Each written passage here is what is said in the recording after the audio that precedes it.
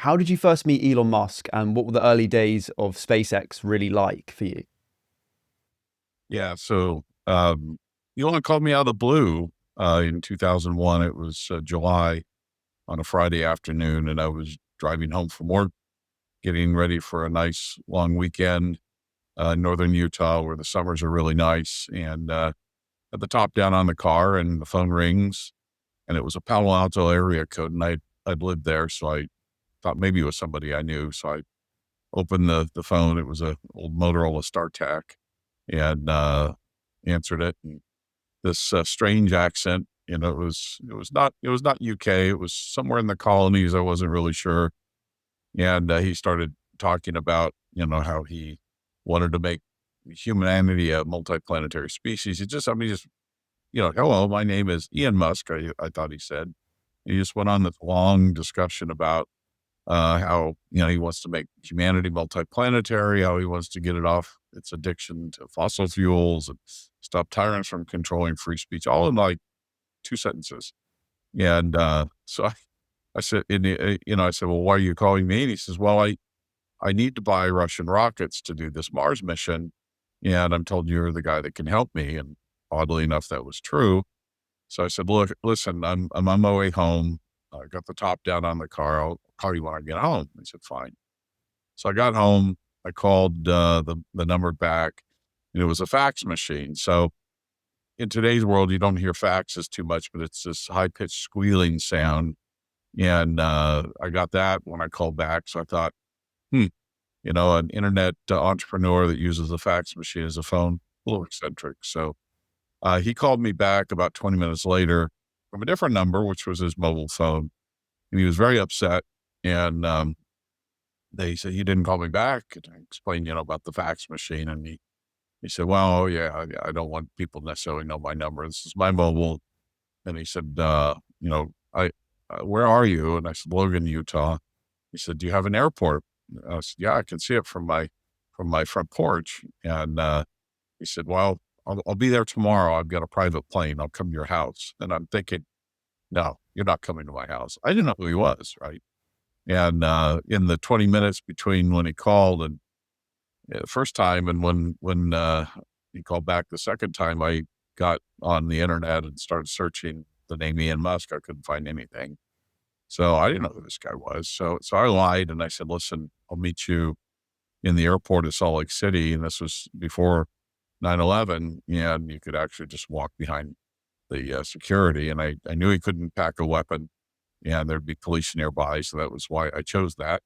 And so we met in a Delta Airlines conference room. So that was my first meeting with Elon. And then what happened after that when you went to Russia? What was your experience like with Elon Musk in the with the Russians? Oh, yeah. Well, I'd spent something like 6 years off and on in Russia prior to this. One of my first jobs was in Toulouse, France, with the French Space Agency, and it was a mission to Mars, a French-Soviet mission to Mars. So been through the Soviet Union. In fact, I was there during the putsch in 1991. And afterwards, when I came back to the U.S., had spent a lot of time on behalf of the U.S. government and Soviet Russia. So, the Russians are the Russians, and you still see it today, right? They, I'll just say they're not as evil as everybody seems to think, but they definitely look out after their own interests. So, uh, back then it was no different. And so we did several trips over there, three as I recall.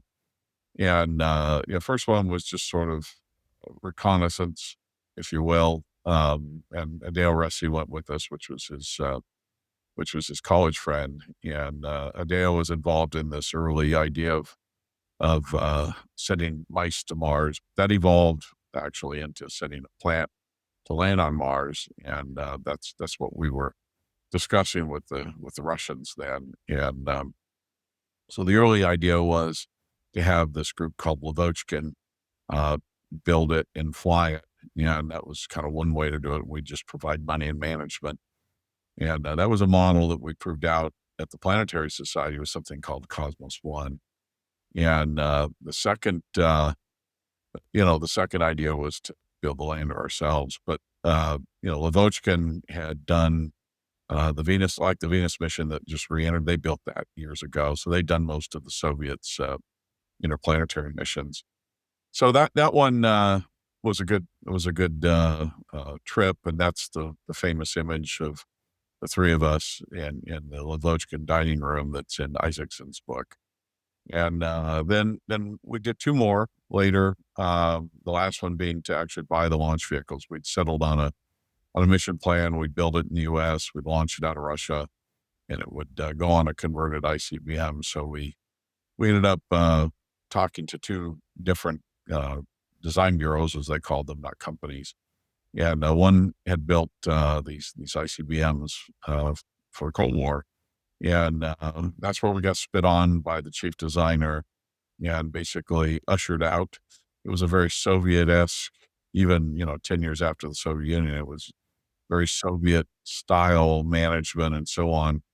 And then the second one we went and saw the next day was Cosmotras, and they were a little more westernized. They'd been schooled by the Thiokol people, who are now, I guess, Northrop Grumman, that built the shuttle boosters. They had a business deal with them, so they were a bit schooled in the Western way. They were a little smoother, but still, like, they didn't know I spoke Russian, and they referred to Elon as Malchik, which is child, little boy, in Russian, and so just a lot of disrespect to the man.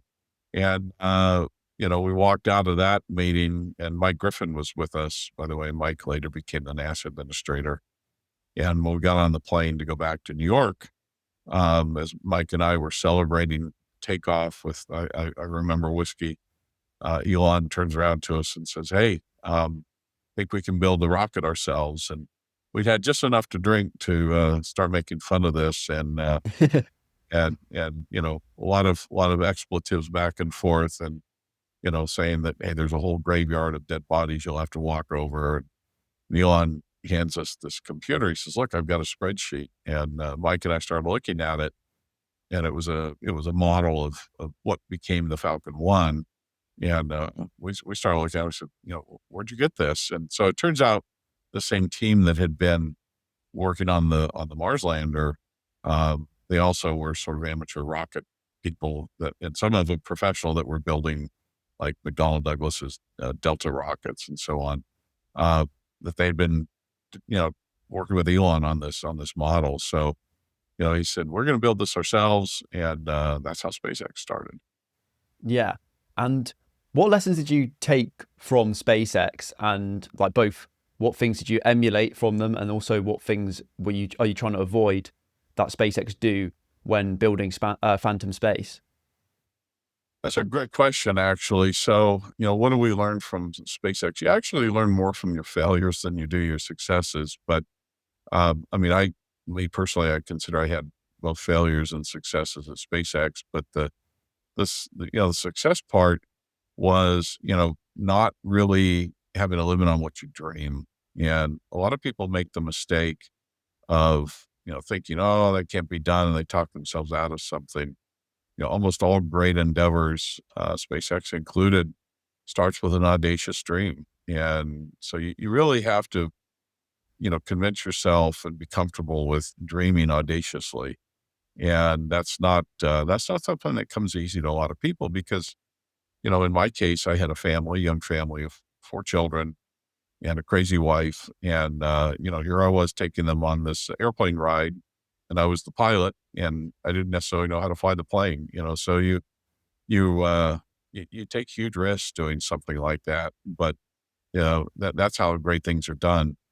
And, the second thing I learned from it was that you can do really big things with small teams. So our original SpaceX team was very, very small. I remember the first year that I was there, we were less than 10 people.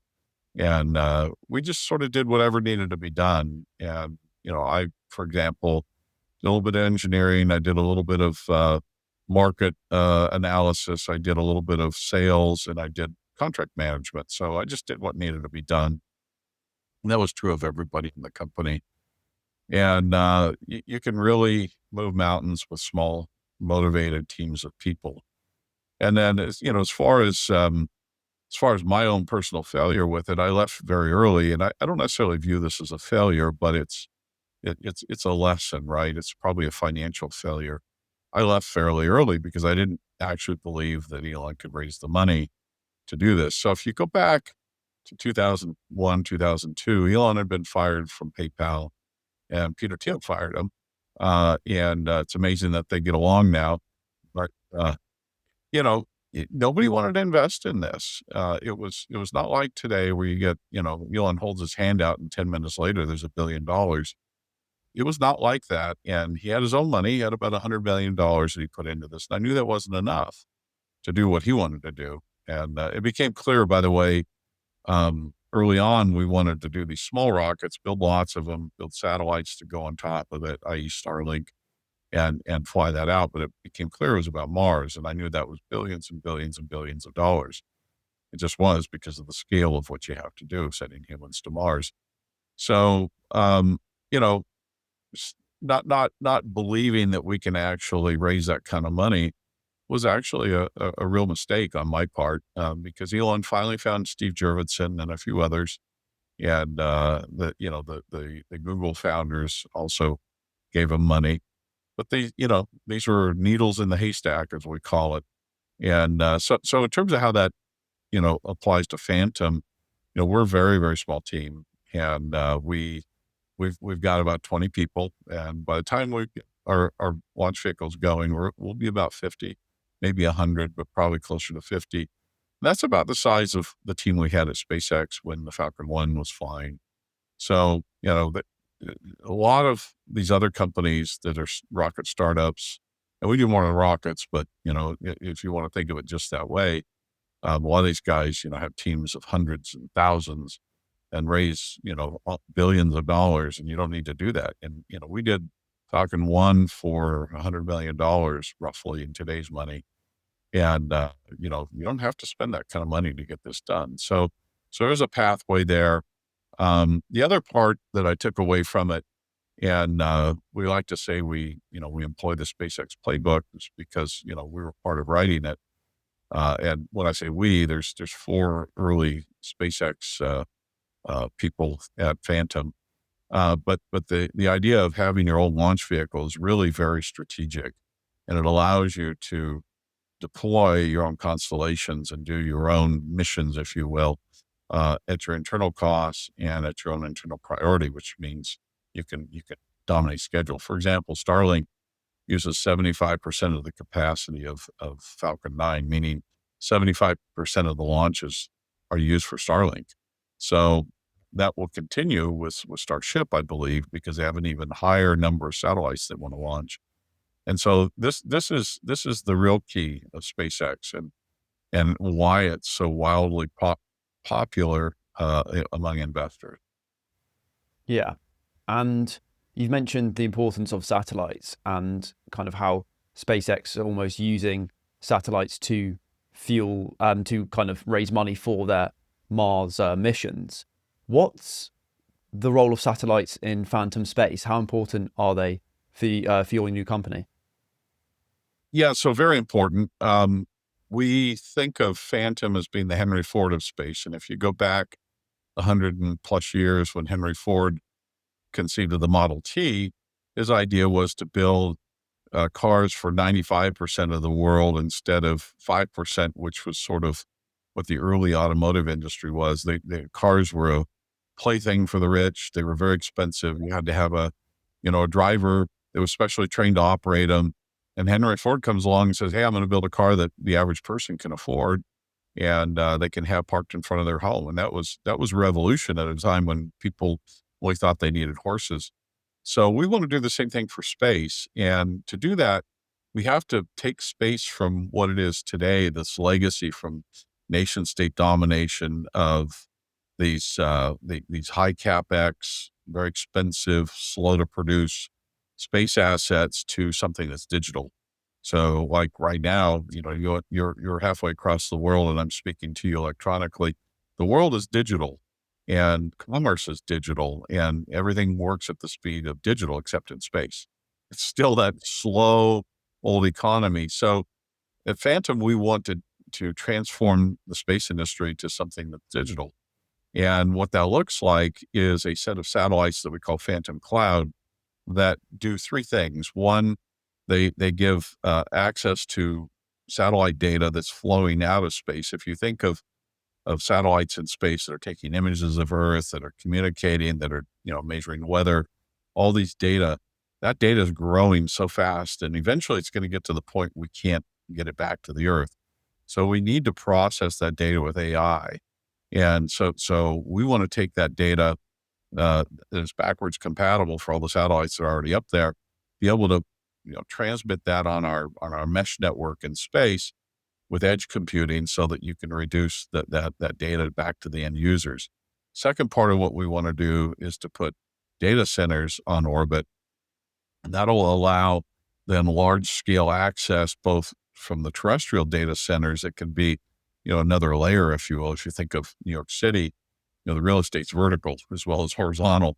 So we want to create that vertical real estate in the data center space, and you can create some unique security capabilities there, and then hook that into the satellite data, which can then have space-based access to those data centers and much more powerful AI capabilities. And then the third thing it does is, and this is what I'm most excited about, is it creates an app culture in space. So an app store that you can, you or I or our children or our friends could go and go onto an internet portal and use AI to generate some code to, say, utilize certain image data of the Earth and so on, and create apps and create value from that, much like we see on our mobile phones. So that's the ultimate goal of Phantom Cloud. We think the market is, I won't say infinite, but it's enormous. It's disruption of a traditionally very government-centric industry that's just ripe for the disruption. And so that's our ultimate goal of the company. We need a launch vehicle to do it. So that's why we're building the Daytona vehicle, which we think is right-sized for this. And we've been, a little bit like the character played by Robert Duvall in Apocalypse Now, where he's standing on the beach and the mortars are coming in, and we're just kind of going, okay, we've survived this very bad, valley of death that a lot of our peers have died from. But by being frugal and by focusing, we haven't changed our focus one iota. And this is an idea I personally have been thinking about for 20 years. So it's not something I'm easily, taken away from. So the world has come to us, as it turns out, on this. And now people are starting to realize that this is a very formidable idea. You've mentioned already a few kind of key lessons for space startups just then. And you've been open about previous startup failures during your career. I was just wondering, what's the toughest lesson you've learned, and how do you pick the right co-founders for a space venture? Because I know you've mentioned how previous startups you've kind of disagreed and maybe split with co-founders. So how do you pick the right co-founder, and what traits should you avoid in co-founders? Good question. If you want to start your own podcast, but have no idea where to start, there's not much advice out there to help you, and 99% of it is useless.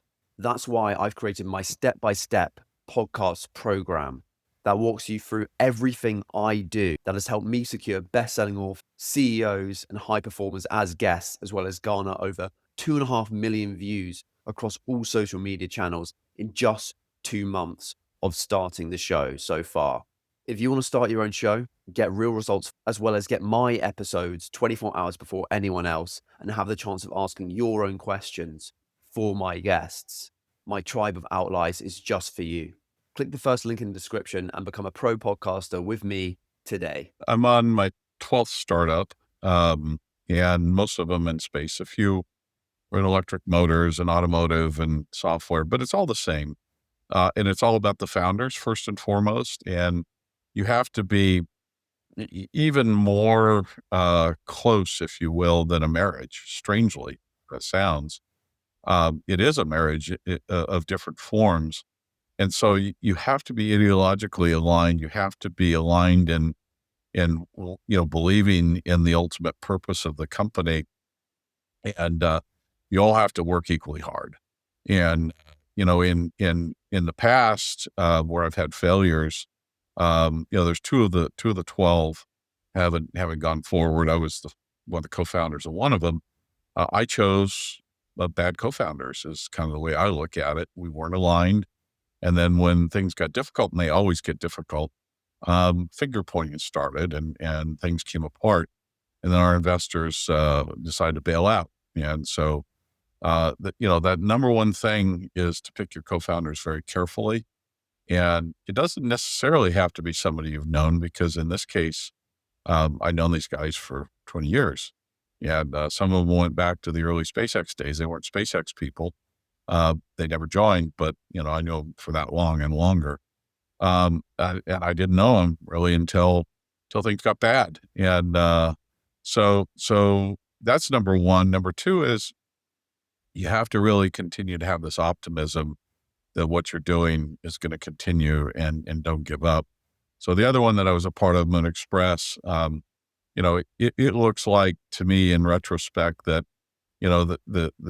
there was timidity to actually go out and build this. And when they did start building the lunar lander that we were going after, we didn't have a good team.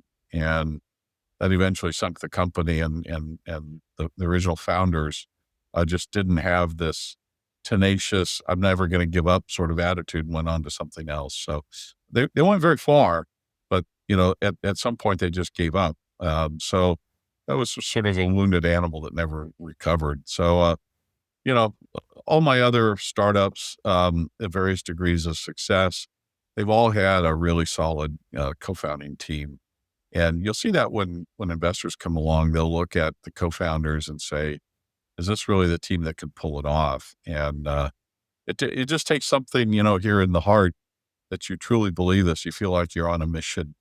And that's where we're at Phantom. We feel like we're on a mission and nobody can deter us from it. Yeah. Is that what keeps driving you to go forward after all these failures and all these kind of setbacks? It does. It's not about money. Like, money's important, right? And the investors are in it for money, but we can't drive our decisions by money. We're on a mission, and mission-driven founders tend to be more successful, in my experience. And so that's why you want to look for people as co-founders who are mission-driven, and we all are. And what's funny is as time's gone on, we have people that come and go, and the non-believers, leave in the hard times. They're like, oh, this is getting too hard, and they go find something else. And I don't know, that's a form of timidity that I hope to never have in my life. And I dig into something and believe in it and stick with it as long as I possibly can. I have my days, when I think, "Oh, why am I doing this?" But it can't be about money, because that's a false goal. That's like worshiping a false god, as they say. Yeah, you have to have the passion. What are ways for space startups to stay frugal? Because I know the space industry is notorious for, or used to be notorious for, having really high prices on things. Well, so there's a couple of things. First, that the people having hard space hardware really it lends itself to experience, because when you make a mistake in space, it tends to be very expensive.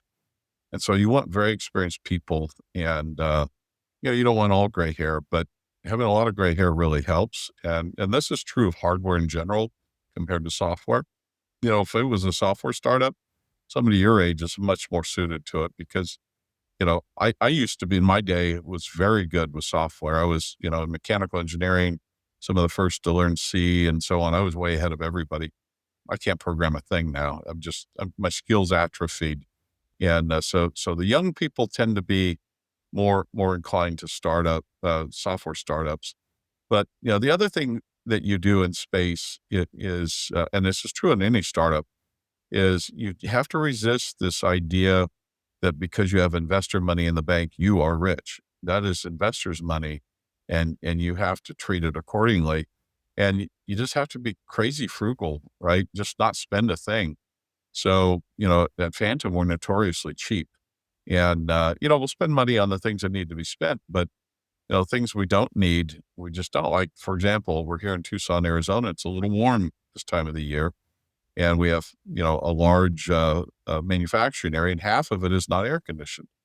And the other half is, and that's where this time of year we all sit. But, we could put air conditioning in there. It's $500,000 to do it. It's $500,000 that I could spend on something else for now. When we need it, we'll put it in. So I always like to say is you wait to the last second of the last minute of the last hour of the last week or the last month when somebody says they need something. And then you wait another month.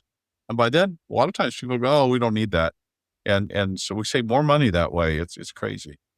Yeah. Looking ahead 50 years, what sci-fi concept do you think is most likely to become a reality in space? Well, I think, Mars settlement is probably, something for me in my era was definitely, Ray Bradbury. And so I think that's going to be real. And I think that robots are going to play a much bigger part of that than we think. They always have, by the way. We call, rovers, but they're really robots. And, humanoid type robots that do human type work will become more and more common and probably be, sort of the equivalent of what we see in the Middle East with a lot of guest workers that come into the Middle East. And so we'll see a lot of guest workers that are robotic on Mars. I think eventually, this is looking a little further out, we'll figure out some new form of physics that allows us to do interstellar travel. Right now, it's terribly impractical with the technology we have. It just takes us too long. The nearest stars are about 25 light years away, which means, it takes 25 years going at the speed of light. We're going to have to understand physics in a different way to do that. And I think that'll happen. I don't know what it'll be, but, people talk about wormholes and things like that. Maybe that's real. Maybe it's not. Seems real, but, we'll have to reinvent physics much in the same way, the splitting of the atom reinvented physics as we knew it. And that'll open up a whole new sort of, epic for humanity, which will be fascinating. So the Star Trek, side of it, I think that's real. It's just, I'm probably not going to see it in my lifetime, which is a shame. You never know. The speed of things are going right now. You never know, I guess. I like your optimism. Yeah. As a quick reflection, if you could give your 20-year-old self one piece of advice, what would it be? Calm down. Yeah. Don't take everything so seriously. Be a little more Buddhist and just accept that things are the way they are and work within the way they are. When you're young, you think you can affect certain things that you can't. And so that's what I would tell myself. Yeah, it's good advice. Very good advice.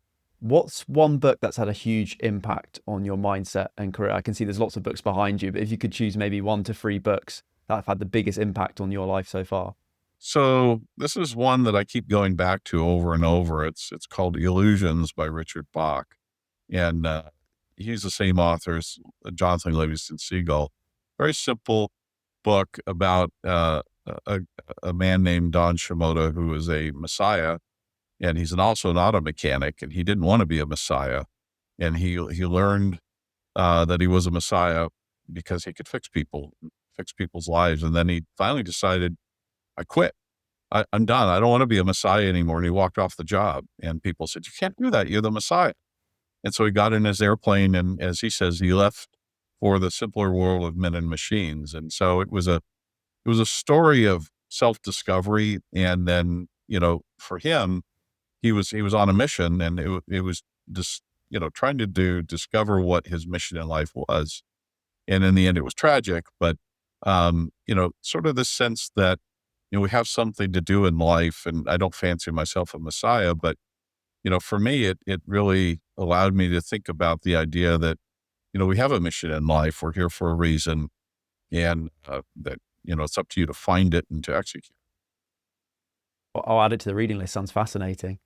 Jim Cantrell, ladies and gentlemen. Jim, thank you for joining me, spending your precious time on this interview. I hope the audience learned as much as I've done. And hope you have a lot of success with Phantom Space. Do you know when the launch is scheduled? Is it public? So it's still a floating date, but it looks like the end of 26, early 27. Okay, I'll keep an eye on it, and hopefully the audience will too. If you've made it this far, congratulations, you're ahead of 99% of people who are dedicated to self-growth and deep learning and understanding the world around them. But let's be real, there's still something missing. There's a part of you that wishes you could start your own podcast, right? That's exactly why I've created my tribe of outliers. It's a private paid community for people like you, curious, driven, and hungry for more. Inside, you'll access my step-by-step blueprint. Inside, you'll access my step-by-step podcast blueprint. My step-by-step podcast blueprint walks you through everything that I do that have helped me secure high-end guests like CEOs, best-selling authors, and other high performers you've probably already watched on the show, and show you the steps that helped me gain 2.5 million views across all social media platforms in just 2 months of starting the show. And I mean everything, including email templates, software I use to record, how I edit and repurpose my content, and so much more. It's all in there. You'll also find like-minded friends who are like you. You'll get weekly calls with myself and the tribe, going through your content and podcast to help you improve. You'll also get my episodes early, 24 hours before anyone else.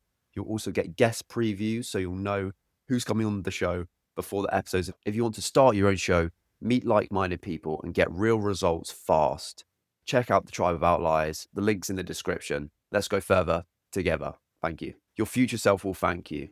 Hopefully see you there.